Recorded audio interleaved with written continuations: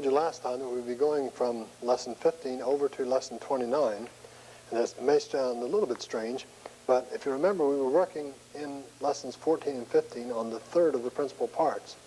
Now, in chapter 16, we come to the sixth principal part, and we leave out 4 and 5, unless we jump to lesson 29, where we'll get these fourth and fifth principal part, the perfect active and perfect middle.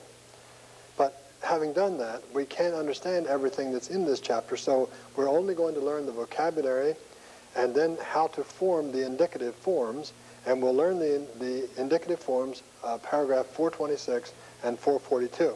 So we'll do some parts of this, but we won't do it all. But just to keep it in line, fourth and fifth principal part, we'll do now the vocabulary and the indicative of the perfect tense. The vocabulary is on page 183, and you'll need to have ready workbook, page 27A. Here's the vocabulary. Akikoa, the perfect active indicative of akuo. Vevaptisme is the passive indicative of baptizo, I baptize. That's a mouthful. Vevaptisme, the perfect passive indicative of baptizo, I baptize. Yegona is the perfect indicative of yinome, I become.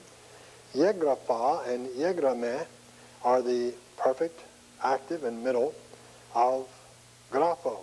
So that's the third and the fourth and the fifth principal part of grapho. It would be grapho, grapso, egrapsa, yegrafa, yegrame. Yegrafa, yegrame. From grapho I write. Yanao is the word I beget. That's a plain old perfect active indicative. Present active indicative. I beget. Engizo, I come near. Engizo, I come near.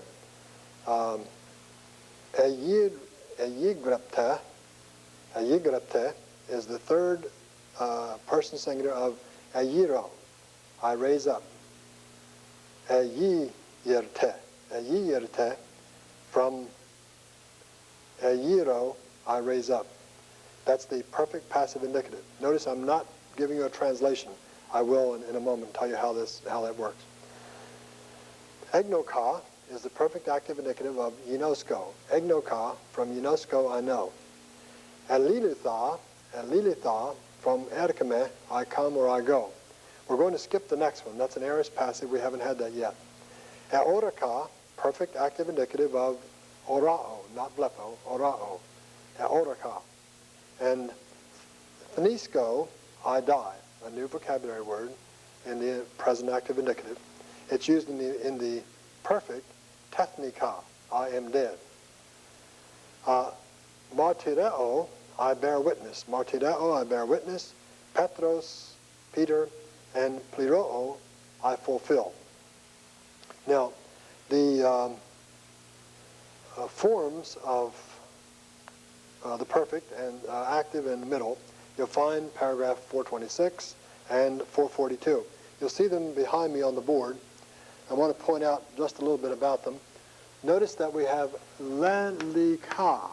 Now this is a reduplication. We'll learn what that is in a moment. Then we have the stem, and then the characteristic sign, the kappa alpha, characteristic sign of the perfect. So then the endings are a, as, e, am, and ate, an.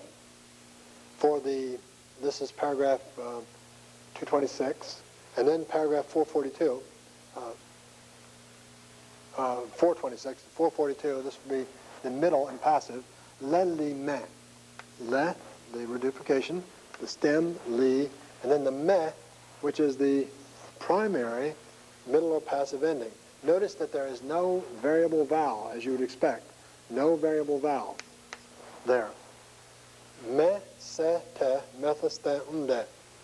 These are the forms, the endings that you've already had in the primary side of the verb. So those are the forms that you have of the indicative. Now, I mentioned reduplication. In page 27A of the workbook, we have the sign of the perfect is the kappa alpha, and then the reduplication. That is, what do you do? What is this reduplication thing? Well, I've tried to pull the paragraphs out of Machen because there are so many paragraphs there that you don't need at this point. And I have them here on page 27A. You see them there, beginning with paragraph 430. If the stem begins with a consonant, you add that consonant plus an epsilon. So with Leo, you add the consonant lambda and an epsilon. Li, le, li, ka. That's if it begins with a consonant. If it begins with a consonant, which is phi, theta, or he, then you'll add not, won't reduplicate that letter, but p, toph, or kappa, respectively. In other words, for phileo, instead of a phi there, it'll be a pe. So the final form will be pephilika, pephilika. So not a phi, but a p, see? This will be tethnika, not thethnika. Try to say that. Thethnika, it's impossible. I just said it, but it's hard. Tethnika, because that's for ease of speaking. And then the kero, kekkerka, see? The kappa instead of another he. So that's paragraph 437. Look over Machen, I think you'll see that's the way it should be lined up. Paragraph 436. If the stem begins with two consonants, it may do one of two things. It may either have an epsilon in front, like egnoka, double gamma and a ni there, and the epsilon. Or it may do like grapho and reduplicate, gegrafa, say. So you can't tell, you'll have to learn it. That's one of the irregularities. You have to learn which it is, if it has double consonant. Then if it begins with a vowel, then it will be lengthened, just like an augment, paragraph 126. Now, there are certain things about adding the suffix. When you put the kappa alpha on, then at the end, if the stem ends in an alpha or epsilon, then that will be lengthened to eta. The alpha or epsilon will be lengthened to eta before the kappa. Like in agapao becomes igapika. The alpha lengthened to eta there. From phileo you get pephilika, the epsilon lengthening to eta. If it's one of these letters, the toph, delta, theta, or zeta, that will drop out before the kappa. So from elpizo you get ilpika. Ilpika, the zeta just dropping right out. Now the translation of the perfect tense is, for the perfect active is I have loosed, and the middle, or the passive, I have been loosed. Now that is not all there is to it. We just use that because that's the best we can do. In fact, if you read in Machen, he goes through a very long series, back to almost a whole page, talking about a prisoner, what's your relationship to that prisoner, and he says, I have released the prisoner, and so forth.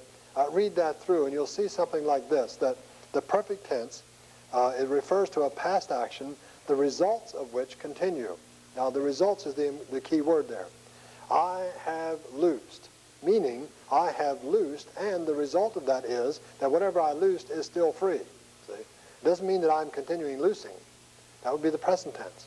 I loosed in the past, and whatever I've done, the results have continued. So if this is the present time, then somewhere in the past I did the act of loosing, and then the results of that continue. Doesn't mean that the action of loosing is going on, but the results of that action are continuing, so it's the results that continue. I say that because I don't want you to get the idea that because something happened in the past, perfect tense, that then that action is continuing. Not true. The results of it continue, and they continue up to the present time. It says nothing about going on into the future, so don't make that mistake either. I have loosed. The result is that at the present time, whatever I loosed is still free, but he may go back in jail tomorrow, say. I have loosed. Or to say, I have been loosed. If I have been loosed from prison, the result is that I am now free, but again, I may go into prison again tomorrow. So, I have been loosed, the results continue to the present time. That's the perfect tense. And we use the form I have simply because that we can distinguish that from the aorist. Aorist, I loosed. Perfect, I have loosed. Now, we ought to put these forms on page 23 of the workbook. And we're about to fill this up. We only need two or three more spots after we get this finished.